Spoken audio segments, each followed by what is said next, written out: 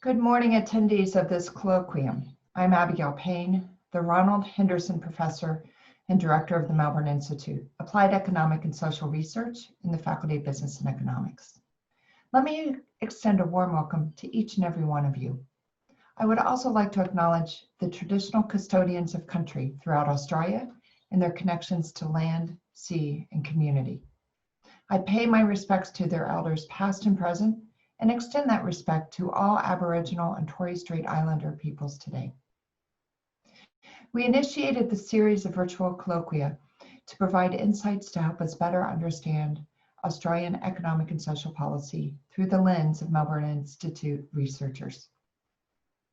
For today's presentation, we have asked Dr. Cain Polidano to discuss the value of using tax filer information for policy research. He will discuss the pros and cons of the data that have been developed, illustrate some of the many ongoing projects at the Melbourne Institute, and then we'll also drill into one of his current projects. Before I introduce my colleague and our invited reactor, Mr. Moss Salahin, let me remind you of a few housekeeping matters for this colloquium. This is being recorded. We have asked Cain to deliver his insights and then address your questions and comments. He will speak for approximately 20 minutes. Following a couple questions, Moss will then provide brief comments and insights. To handle the questions and comments, we are relying on the Q&A function found at the bottom of your screen. You can submit questions at any time through this function, and I encourage you to do so. My colleague, Dr. Cain Polidano, is a senior research fellow at the Melbourne Institute. His research involves the use of big data to understand causal factors that shape the life trajectories of disadvantaged Australians, especially in the spheres of education, employment, and retirement policy. As part of his current work, he is using tax filer data to understand the impacts of recent policies on the accumulation of retirement income. Let me also introduce Mr. Moss Salahin. Moss is a manager of the Tax Analysis Division of the Commonwealth's Department of Treasury. His focus is on budget costing and on the analysis of changes to the personal income tax and superannuation system. Please join me in welcoming Dr. Cain Polidano. Good morning, everyone. Thanks for the warm introduction, Abigail. I guess the first thing I want to say is I really want to acknowledge the work that the ATO has done in putting this ALife data together, not just in current years, but over many years. I think what really sets this work apart is that it's being done very closely with collaboration with researchers, which has really meant that the data is very research ready. So in this presentation, I will give you, as Abigail said, I'll give you what will look like a short film. It's just a very short, it's not a full-length feature movie, it's just going to be a short film. And it's going to be preceded by a number of trailers. I should also say that, as Abigail said, that the short film is about superannuation co-contribution scheme. And I'm hoping that you'll be able to see the twist in the plot. So the first trailer, which is really about what is ALife. So ALife is the ATO longitudinal information file. Instead of sort of describing what it is, I'm going to give you a sense of how it's constructed, because I think that's the best way to explain it. The first thing to say is that it's not, the population is not an ABS residential population. It's a population of ATO client register, which is basically all tax filers going back to about 1980. There's around 30 million of them. And they include both people who are deceased, non-residents, and it also includes people who've left the country. So it's important to understand what the population is. Each year, there's also a top-up sample. So there's a 10% sample of people who are added every year to the client register. Now before I move on to security, the other thing to say is that it's also individually linked. So once you have the sample, then linked using tax filer information is information about tax and also information about superannuation records. So I think that most of you should have paid tax before, so you probably understand what's in the tax data. But for superannuation records, it's mostly contribution information and balance information. And that information comes from the superannuation member contribution statements and the self-fund manager returns, which are on the internet if you're looking for more information. It's important to stress that there's a lot of there's high security around this data. So you can imagine that it's quite sensitive information.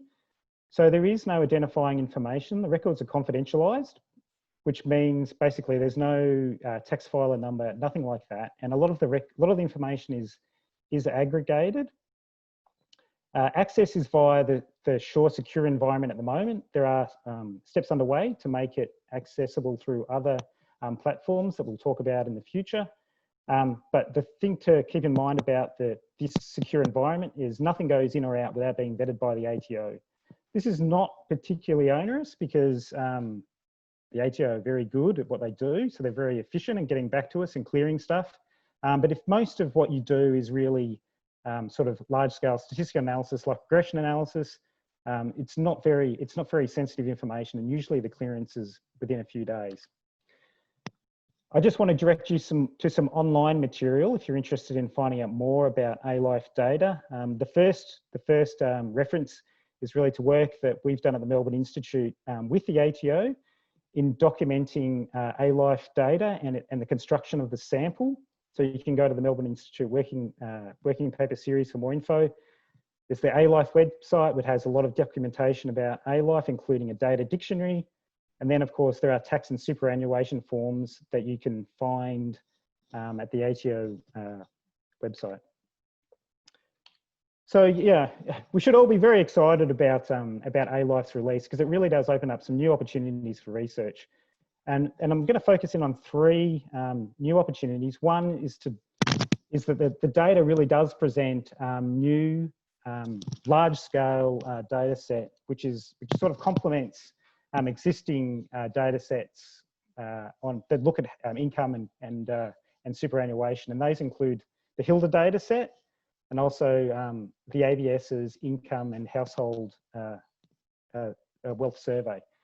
But the beauty really of ALife is that because it's such a large data set, it enables you to do robust analysis that is using a lot more observations and a lot more statistical power to measure impacts on groups and policies that might only affect a small part of the population.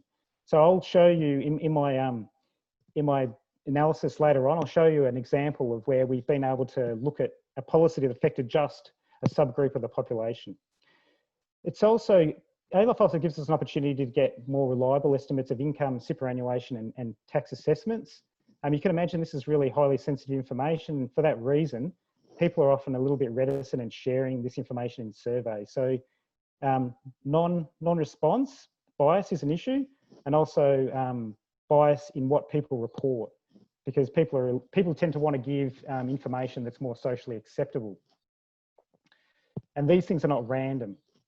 So ALife really helps us deal with these issues. And finally, it's an annual longitudinal data set, which means that if you're interested in looking at changes that maybe have only occurred or maybe are only affected a short time frame, then this is your data set. So for instance, imagine that you wanted to examine who withdrew all of their money out of superannuation during COVID and whether those people actually made up for it later on. It'd be very hard to do this in HILDA because you only have the wealth model's only collected every 4 years, whereas using annual data, you can look at the individual year transitions over time. You should also be excited because there's lots of developments in train in ALife. So this is a working, breathing data set, and the ALife team at the ATO are always updating it and adding to it. So some of the innovations that are coming soon are spouse and household identifiers, which are being sourced from Medicare and other sources. This will enable you to do, I think, really good intergenerational analysis on intergenerational income mobility, which really in Australia hasn't been done anywhere near to the extent that it should be. There are also resident identifiers to be able to reconcile ALife to census populations. There's also a PAYG non-lodger information coming as well. So you'll be able to look at the employment information of people who, because of their low income, are not in ALife. So that means they haven't lodged a tax return, but the non-lodgers are coming. And then finally, there's also summary information that's being developed on individuals, employers, and also vet and higher education information. So this, I think, will be one of the most valuable data sets in trying to understand what are the long-term impacts of education in Australia when it's completed. So now we're going to move on to our second trailer, which is really about some of the projects that the Melbourne Institute is currently undertaking using ALife data. Apologies to all my colleagues whose work is not up in lights today, but I've just taken a handful. Some of the work that we're doing is really around income mobility, and this is work that's being led by Nico Hero and Roger Wilkins at the Melbourne Institute, along with Abigail. Some of the work is really on trying to understand persistence at the top, and I guess the stuff that Abigail's doing, which is with the Ramsay Foundation, is more focused on persistence in poverty. And Nico was good enough to share give me a sneak peek at some of the work, and I think what he's showing is that the top 1% seems to be much more entrenched over time in Australia than anywhere else in the world. Stuff that Abigail's doing is still work in progress, so I don't really have any insights at this point in time. Yuting Zhang is also leading some work on inequality and life expectancy in Australia, which really, as far as I know, is not really well understood. And she's really focusing on the use of tax reform and tax incentives to encourage people to use private health insurance, and also looking more generally on what how tax policy can be used to improve equality and life expectancy in Australia. Other work in the superannuation space that I'm involved with, and others at Deakin University, and also at the Department of Economics at Melbourne, is looking at the impacts of concessional superannuation caps, and what are the impacts on reported income, tax deductions, and potential tax revenue for the government. And I guess a sneak preview of this analysis really suggests that by tightening the caps on concessional contributions, what we've seen is an increase in the effective tax rate that applies to high income earners, and a reduction in reported income. And so we're still sort of digging into it to try and understand exactly what's driving the lower reported income, but it seems that there is some inter-household income substitution going on, but we'll keep you informed in this space. And just finally, Abigail's also doing some work on charitable giving in Australia, and this is something else that really is very much unexplored in Australia, and her focus has been very much in trying to understand the patterns, how they've evolved over time, and what could be done to try and encourage greater giving. So that's it for my trailers. Now this is the short film. It's a film about superannuation co-contribution. So the superannuation co-contribution scheme, it was introduced back in 2002-03 as part of the Howard government's better superannuation reforms. Now the idea was that you could try and incentivize low and middle income earners to contribute voluntarily to their superannuation over and above what they get from their employers, to try and make them self-reliant in retirement. The scheme is a pretty simple scheme, and it works like this. Basically, if you are eligible, you can, for every dollar you contribute to superannuation voluntarily, and that's after tax contributions, the government will also match that contribution. So and the matching rate has changed over time. It's been 50%, 100%, and 150%. So when the match rate was 100%, what that meant, for every dollar you added in after-tax contributions, the government would add $1 as well. When it's 50%, if you whack in $1, the government will match it by 50 cents. And these contributions are eligible up to a maximum of $1,000. After that, there is no extra matching for contributions above $1,000. The eligibility is based on income. So if your income in current dollars was less than 38,000, then you would be eligible to have your eligible contributions would be up to $1,000. So the government would match every dollar that you contribute up to 1,000. If your income is between 38,000 and 53,000, then the government would match less than 1,000, and the amount that it matched was tapered. And there are also residency and work requirements as well.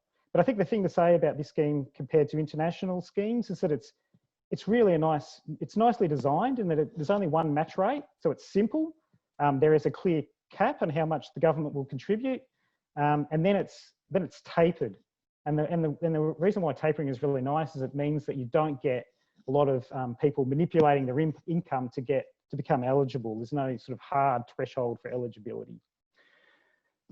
Key research questions that we look at in this paper is, has the scheme lifted after-tax contributions of low and middle income earners? What has been the impact on voluntary concessional contributions that are not matched? So the concern is that by offering a matching scheme, yes, you might get people to contribute more after tax, but that might come at the cost of other forms of savings, including voluntary concessional contributions that are not matched. And finally, what we want to look at is how have responses varied within the population. Empirical approach is pretty straightforward. We combine ALife data with ALife tax data and the super data, and restrict the sample to those who meet residency and working requirements. That's working requirements, basically the requirement that 10% or more of your income has to come from wages. And we exploit within individual changes and eligibility over time, and also changes in the match rate. And I guess the novel thing that we do, one of the novel things that we do is we estimate the impacts, not just overall, but also at different points in the distribution. So we look at impacts less than 1,000, 1,000 to 3,000, and more than 3,000. So here is a histogram, and for the Victorians amongst you, you'll be relieved to see there's nothing about COVID in the title.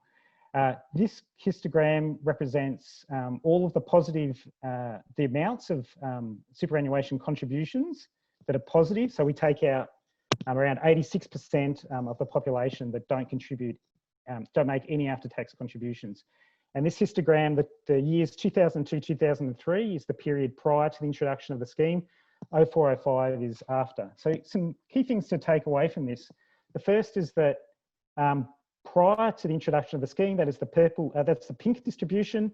There is a lot of people who are already contributing after-tax contributions and more than just the maximum of 1,000. The green distribution, it represents the distribution after the scheme was introduced. You've got a big spike at $1,000. So a lot of people didn't understand, I think, which is not necessarily a bad thing, that their eligibility was tapered. So they would really relied very much on the $1,000 maximum to decide how much they were going to contribute. And in doing that, the other thing to keep in mind is that it seems to have drawn mass from either side of the $1,000 maximum. And you can see that by the sort of the pink exposed bits either side of the spike. So on the left side of the spike, that's in the in this range here, less than $1,000. Clearly, people have increased their contributions, but you can also see evidence that people who otherwise would have contributed more than 1,000, they've decreased their contributions. And the way to explain this type of behaviour is that for some people who've contributed more than $1,000 in the absence of the scheme, the co-contribution scheme is really just represented nothing much more than a windfall for them. So it just means that their retirement income has just gone up and they don't have to do anything more. And so they've responded by reducing their own personal contributions. They said, oh, all right, if the government's going to contribute more money to my retirement, excellent. That means I don't have to contribute as much. I can spend more on paying school fees or taking a holiday, whatever it is that I might want to spend the money on. So these are the headline results. So these are the changes. So the blue bars represent changes in the after-tax contribution rates. And the orange bar represents changes in the concessional contributions. So and these are voluntary concessional contributions, and these are mainly this is sort of it's salary sacrificed. Yeah, that's what mostly is, a salary sacrifice or deductible contributions. So the other thing to keep in mind is that we don't have any estimates for the 150% match rate, and that's just simply because at the time that this match rate was in, we couldn't actually split out the voluntary concessional from the employer contributions. So the take-home message is that the overall, which is the very light bars on the left, they're the overall changes in the rates of after-tax contributions. The rate increased by between 1% and 3% associated with the co-contribution scheme. The other point to take away is that for ranges beyond 1,000, that again, we just remind you that the maximum that could be contributed is 1,000 that is eligible for the scheme. Beyond that, you see that there is this reduction in the rates of contributing. So there's a reduction in contributions above $3,000. So like I said before, our interpretation is that for people who would have contributed a lot anyway, the co-contribution scheme has been nothing but a windfall, and it's actually reduced their contributions. In average terms, we estimate that there's been a $19 under 50% match scheme. The average contribution is reduced by about $19. And under the 100% scheme, the average contribution is reduced by around $17 and no change for the 150% match rate.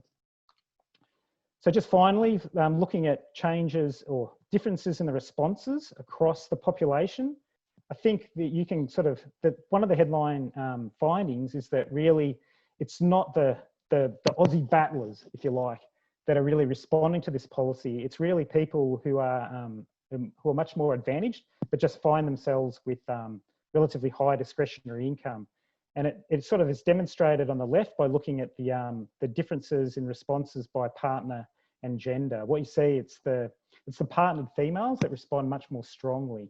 And so partnered females are often the ones who are secondary income earners, and their income is much more likely to be associated with discretionary income compared to males. Then if you look at the permanent income, so permanent income is really, you can think of this as like the average income that people expect over their lifetime or over their working life to date. So what you see, it's the people who've actually they're in the top 20%.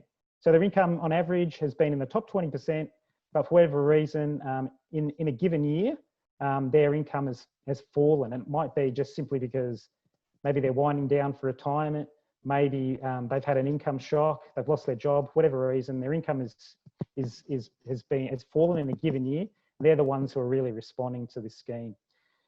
We were interested in seeing whether information about the scheme really mattered. And one of the ways that we looked at this is to see whether there were differences in the responses based on whether or not you use a tax consultant.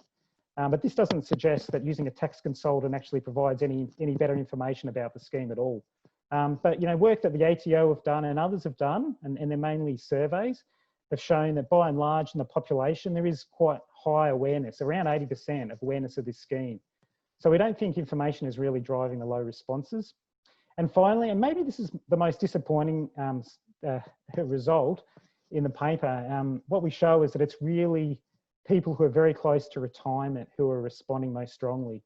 And I think that we could live in terms of policy, in terms of policymakers, I think policymakers could probably live with the fact the responses were small if they were really engaging young people, because we'd hope that maybe over a working life, those small responses might actually accumulate into being quite sizable increases over a working life. But we don't find any evidence that young people respond very strongly.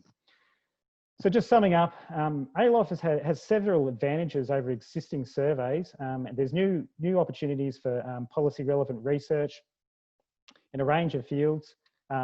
It's a living data set. Things are moving all the time. It's highly sensitive data, which means there's a lot of very strong protocols around it. And results of some of the early studies that we've shown are really quite promising. And in this case, this is an example of I think an important policy change that ALife can shed real light on.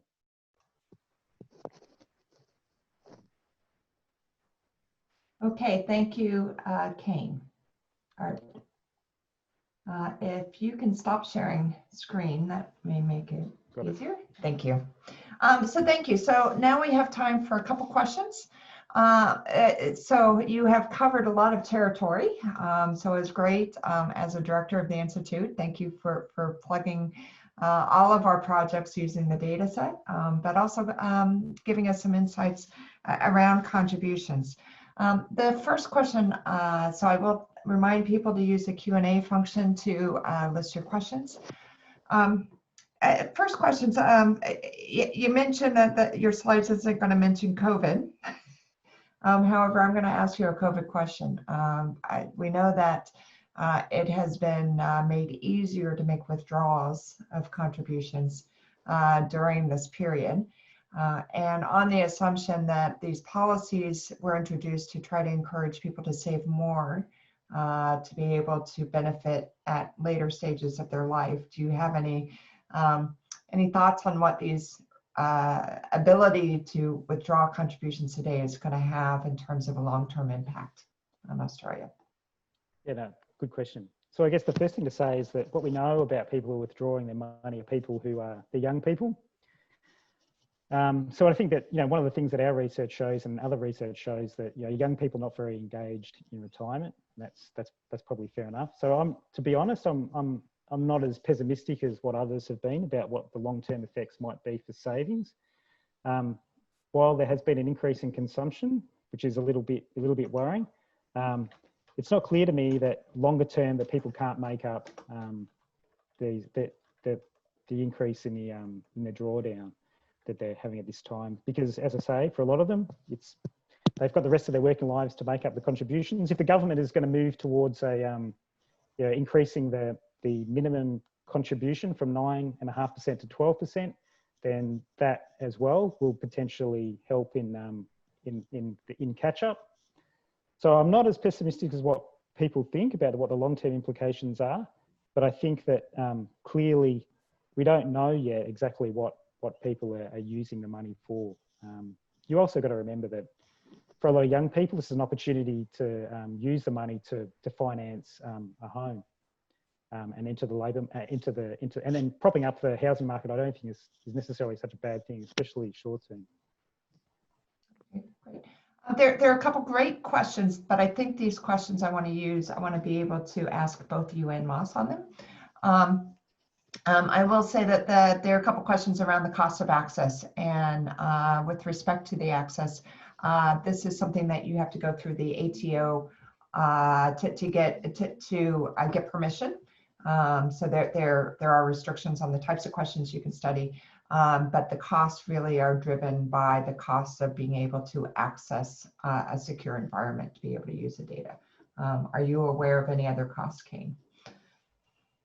Accessing the data besides using Shore? Yeah. Yeah, not really. The broader point about access is a really important one, and I know the ATO are really working very hard in trying to make the data available through other avenues, including, I think in the future, the Melbourne Institute will develop the capacity to be able to house the data and make it available to other researchers, including researchers outside of the university. So it's something that I know that it is expensive. I won't hide behind the fact that it is expensive, but I think in the future the costs will come down.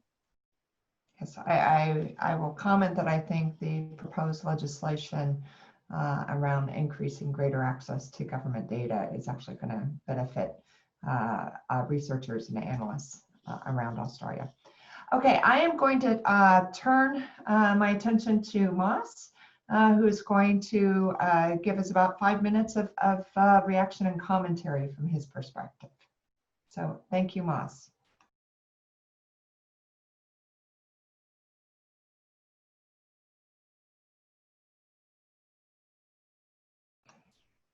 Moss, we cannot hear you.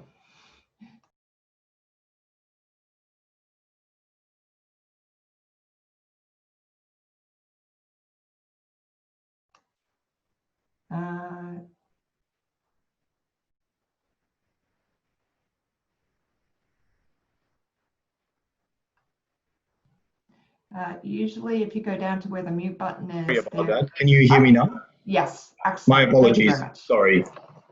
Sorry, I was saying I thought that was a great presentation. I particularly liked the trailers and the sort of policy research that's happening in this space.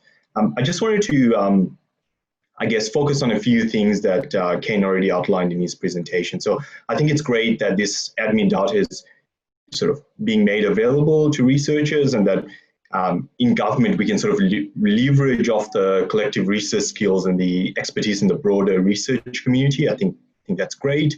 That's going to have a lot of benefits for us. I wanted to emphasize the security requirements around the data and the appropriate use of this information. I think it's critical that happens, and that community confidence is sort of built along that. I guess the average person filling their tax return is not necessarily aware or thinking that their information may be used for either to inform government policy or for research. And so secure access to the data, secure use of the data is very important. The other thing I wanted to emphasize, which I think Cain touched on in his presentation, is that we need to keep in mind that this is it's tax data, and that people fill it out for a specific purpose, and that can sort of lead to sort of quirks in the data and things that we need to be aware of when you sort of use the information for research or for other analysis. So Cain already sort of touched on the fact that there's a population of non-lodgers where we don't have a lot of information, and the ATO is sort of working to sort of bridge some of that knowledge gap. But there's also things like information labels on the tax return that are not necessarily filled out as well as some of the labels that are directly related to your tax liability. So, of course, at the end of the day, people are sort of filling this out, to get a tax return or to sort of get their final tax assessment. And so you sort of need to look through that lens when you use the information. And also the fact that some people are filling it out themselves, some people are using tax agents, that can lead to different behavior. The other thing I wanted to mention, and you sort of talked about COVID, some of this data does have a long lead-in time. So correct me if I'm wrong, I think the latest available information is about 2 years old, and that sort of leads to some limitations as to what you can sort of analyze using this information. There's also very limited information around wealth in some of these data sets. So there's very good information on income from both salary and wage and investments and whatnot, and superannuation balances, which I guess goes some way to informing wealth, but it's sort of limited information on wealth. And there can be a misunderstanding, and as I think Cain sort of again touched on this in his presentation around the $1,000. Like, there can be misunderstandings as to how people sort of fill in their tax returns, how policies sort of implemented, or people sort of understanding of what they need to do, and that can sort of pollute the data. So just a few observations that I have in terms of the data that I sort of wanted to draw out, and I think I'll leave it there if people have questions. Okay, great. Thank you, Mas. And Cain, if you can unmute, that would be good. Great. So I'm going to, a couple of the questions I think should be targeted to both of you. So the first question is, and I appreciate, Mas, that you haven't undertaken this research, but I know you have used the data in other ways, is how could the superannuation co-contribution scheme be modified to engage younger and poorer people? Great question. So, well, let me actually go back. I'll go back, and this is, I have to say that this is my view. It's not necessarily the view of the Institute or all my colleagues for that matter. But my view is that, the idea that you can incentivize low and income earners to contribute more, to be self-reliant in retirement. I think it's, in my view, I think that it's a bit much to ask. Low and income earners, they're much more present orientated. They have bills to pay, and retirement income is something that's a long way away. So if I was in Treasury, I'd be thinking much more about how to make the pension much more targeted at these people. And I think some of the reforms that have happened recently in 2017 are along these lines. So I think instead of redesigning the scheme, my view is that you probably need to better target support for low and middle income earners. You're much more better off trying to target support in the retirement years.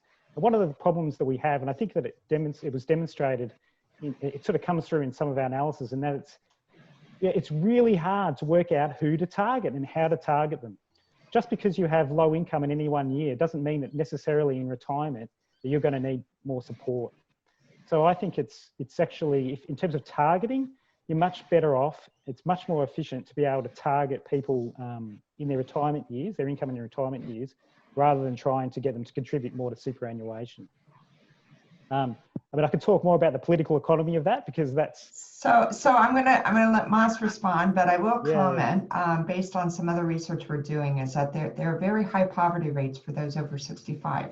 Now, admittedly, we have challenges in taking into account the fact that some folks, not all, but some folks may own their homes. And so that's very hard to think about retirement incomes.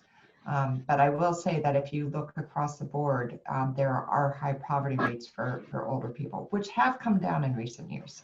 But Mas, let me give you an opportunity to react to the question.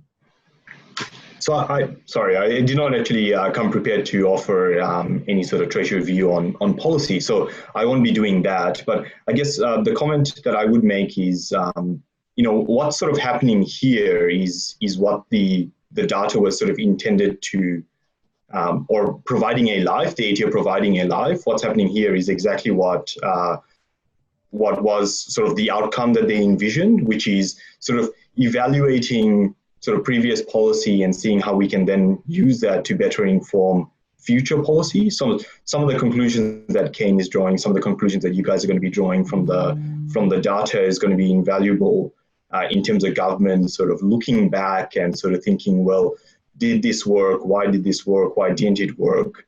Is it just sort of related to people's sort of ability? Was it related to the way the policy was rolled out? Some of them, the media commentary around it, or how it was implemented, how did that sort of impact the policy? Or was this the best use of government money at the time? So look, although I can't offer, I didn't come prepared to offer a Treasury view or a government view on this, so I won't. But I think the debate that's sort of happening here and what the data has sort of enabled in terms of an evaluation or a discussion, I think is exactly what ALife should be doing. Okay, great. Now, for both of you, Cain, you focused on the part of the question I asked around, those who are at lower incomes. Can we talk a little bit about encouraging increase? Are there policies, things we might undertake to encourage younger people to start contributing? Because we know that there's that value of the longer you contribute, the more the resources will be available when it does come to time for retirement. Yeah, I mean, I think clearly, there is questions about adequacy in retirement. I think there is a big question to be answered in Australia about what is an adequate retirement income. What should people be aiming for? And I think that for young people, the problem they have is it's so far down the track for them to understand, how a contribution today, a bit more of a voluntary contribution today could actually impact the retirement savings in 30, 40 years time. It's a long way off. So my view is that what would actually be very helpful is to try and understand how information can be used to try and bridge this gap for people. So basically what I'm talking about is trying to make the future much more relevant to people today. So giving them information, maybe when they pay when they fill in their tax return, that says, did you know, if you were to contribute an extra $1 voluntarily through after-tax contributions, that in 40 years time, that extra $10, $20 might mean that you get an extra $3,000 in retirement. Trying to make their future income much more salient today, I think would be very helpful. I mean, we know that in other settings, information interventions can work, but to me, that seems to be the biggest divide, is really trying to make for young people their future relevant to today. Great. Moss, do you have any reaction or comments to that question? Yeah, so I think the ATO does try. I'm not aware of anything in the super space in terms of trying to get trying to get people to contribute more. But the ATO does try to nudge people when they do fill in their tax return. So as Cain has sort of outlined, that may be an avenue you can look at. It's simple nudges. But yeah, I think further research would be needed, whether that's sort of effective or an effective way of delivering that sort of policy. Okay, great. So moving on to our next question. This is a little bit complicated. So would it be right to say that these findings are consistent with the complexity of the tax treatment of super discouraging many from investing the time or money to understand how it benefits or disadvantages them unless they are approaching retirement? Yeah, but that's hard. I mean, sorry, I've jumped in there. Sorry, Moss.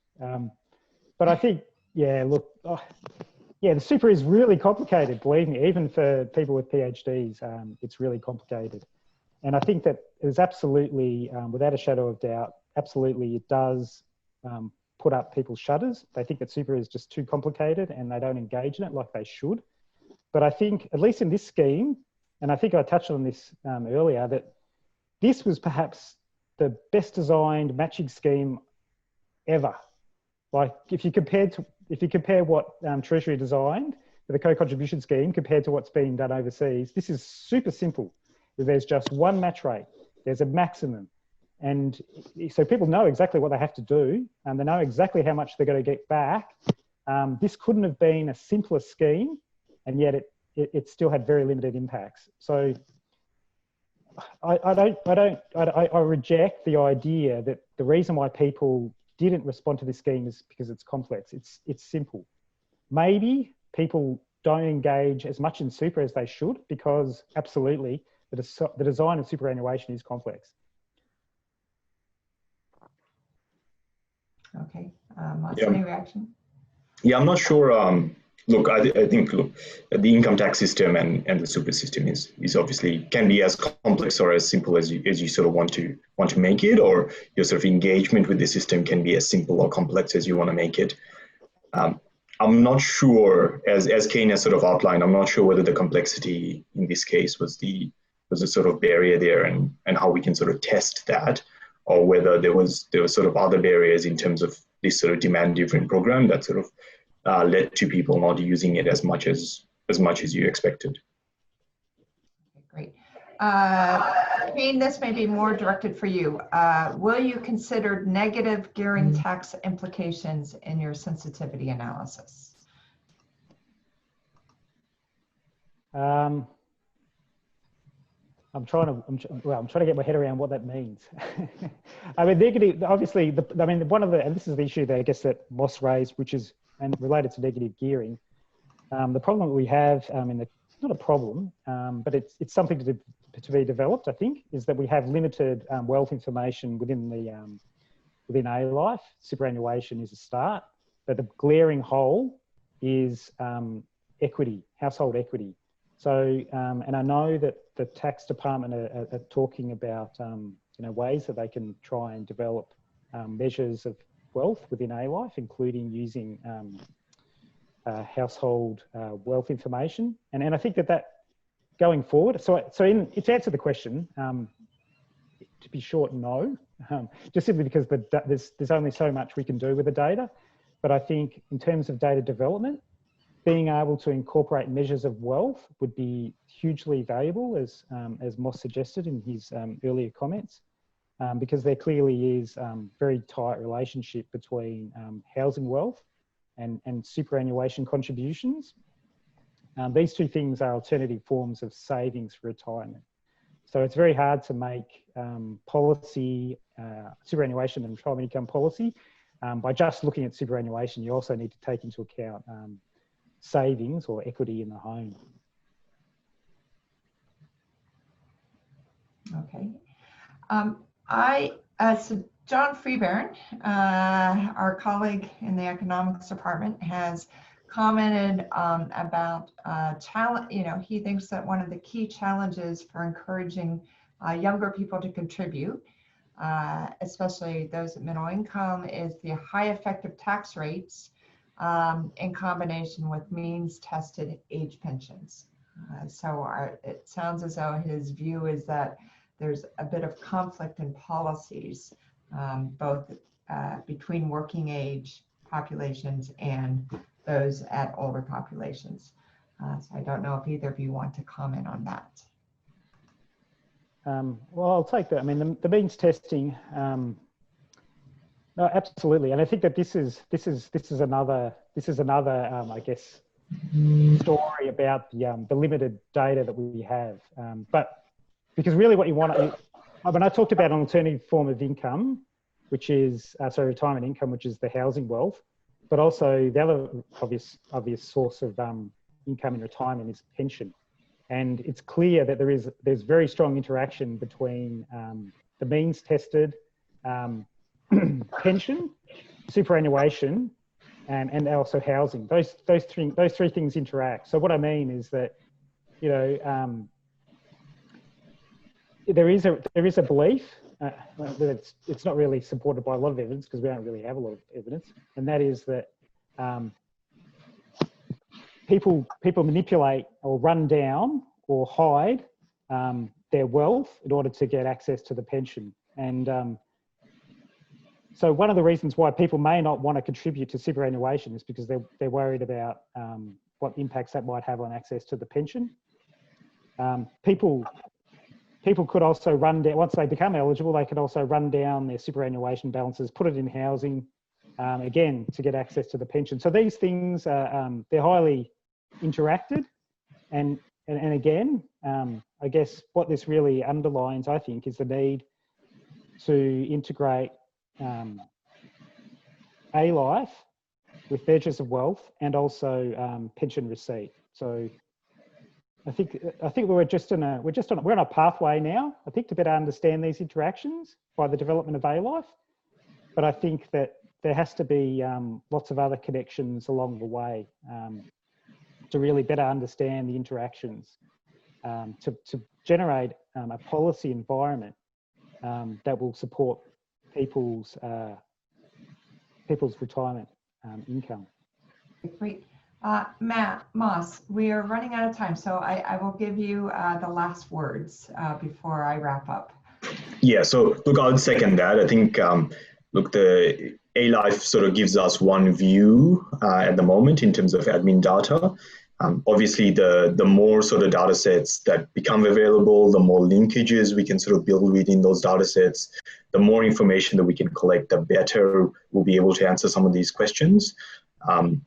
Particularly savings outside of super, I think are, unless they're generating returns, you can sort of see a little bit on the income tax return. But apart from that, our view of that is very limited in terms of directly linking it to tax data. So yes, I think the next step would be to link this with a whole bunch of other, whether it's admin sets or survey data or whatnot, to build a more complete picture that can then be used for research and policy analysis. I think that would be the more sort of data-driven analysis that we can have, the better informed I think policymakers can be in terms of pushing out reforms or programs. Great, thank you, Mike. And so let me comment that there were a few questions around asking about the linkage of data and when they may be available to researchers. Trust me when I say this is a issue that is of keen interest to not only myself, but to my colleagues at the Melbourne Institute. So just like you, we are pushing hard for this.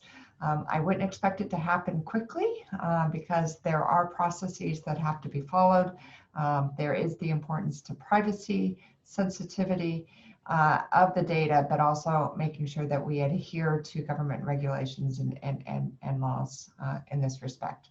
But it is great to see all of your questions around the interest of both accessing and wanting to use this data to a greater extent. So unfortunately, we are out of time. Many of you asked some wonderful questions that we could not get to. We will get to them by posting responses online, as well as we will have a video of this colloquium online within a few days. I hope you have enjoyed it and that you will join us for our next colloquium, which is going to be held on August 20th. Where we will be having my colleague, Dr. Susan Mendez, presenting on the topic of the falling growth in the use of private healthcare. Please also note that we are in process of scheduling our colloquia for September and October. So please be sure to check our website for the announcement of these future talks. And if you'd like to learn more about the colloquium, in the chat function, you will see a link to our website that hosts past recordings and information on upcoming colloquia. So thank you very much for attending, and I look forward to seeing you next time.